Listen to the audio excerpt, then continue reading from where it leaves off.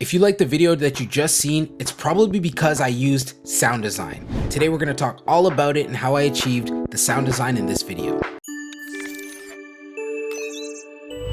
What's up, creators and money makers? It's your host Starter, and today we're talking all about sound design. So the video I just did was a sequence that I planned in like 2 minutes, and I decided to just go out with my girlfriend and shoot a bunch of cool shots and put together a running video. I really wanted to emphasize sound design in this video, so I'm gonna break down the elements on how I achieved it. Got my trusty book. The first thing, every good video starts with sound. Whether it's music or sound effects, sound is 50% of every video. If you have crappy video quality and great audio quality, people will bear with it. But if you have it the other way around, people are gonna click out right away. So I wanted to make sure that my sounds were believable and it gave off a certain emotion and a mood to the video. So the first thing that I had to do is find the right music for the vibe I was trying to get.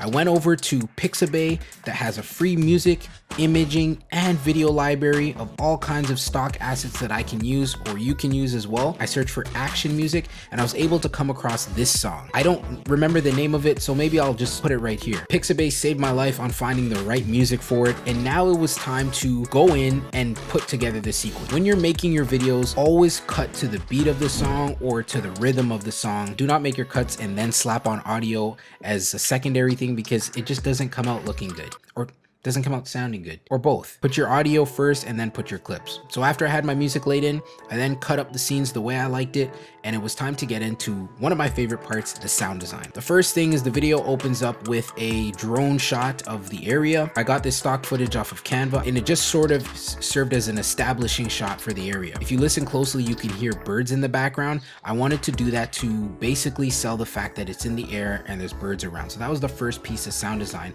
that I wanted to add. I also added some reverb on the bird so that it sounds like it's all over the place. Next, we get into that zoom shot where it goes straight into the home of the subject as she's getting her shoe on. For that zoom sound, I used a zoom effect and put a whoosh sound. That way, it felt like the camera was diving in straight to the house, and it served as a great transition. The next thing was the shoe strap. I wanted to add a little Velcro sound so that it sold the fact that she was strapping on her shoe. You can also hear little miscellaneous sounds as she's getting up and walking around within the area. And I added some low pass filters on there so that it sounded like she was stepping on carpet. When she's tying her hair, you can hear a little snug sound, and that I achieved by using a rubber sound effect that I got from sfx.com. It's another free music or sound stock website. I used that and I sped it up to about 500 times, and basically it made a nice sound, which that didn't sound good. Anyways, leading up to the scene where she's running, I wanted to add a riser to show tension and to show a buildup that the thing that was gonna happen next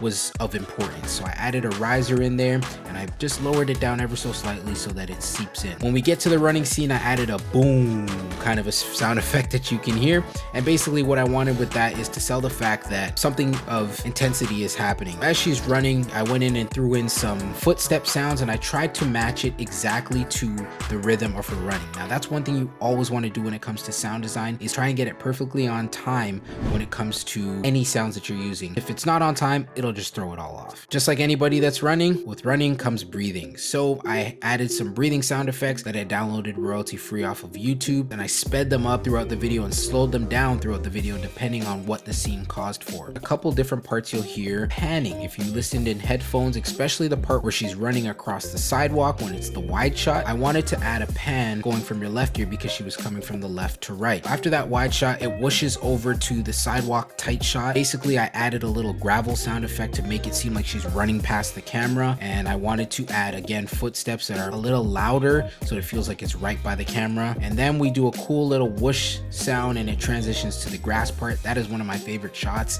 where it switches, and we added some running on grass sound effects. We also added pans in there to make it seem like it was coming from one side of the camera to the other. We also added, once we got into the grass sound, some low sounds of crickets chirping and that kind of stuff, wind for nature. And finally, our subject ends up in the area where she's looking at the pond. I added a bunch of wind sounds and crickets chirping to really sell the fact that she's in nature and no longer in her concrete jungle. The big takeaway about any sound design is figuring out how to sell the sound. So if it means you need to add panning to make it seem like it's coming from one ear to the other, do it.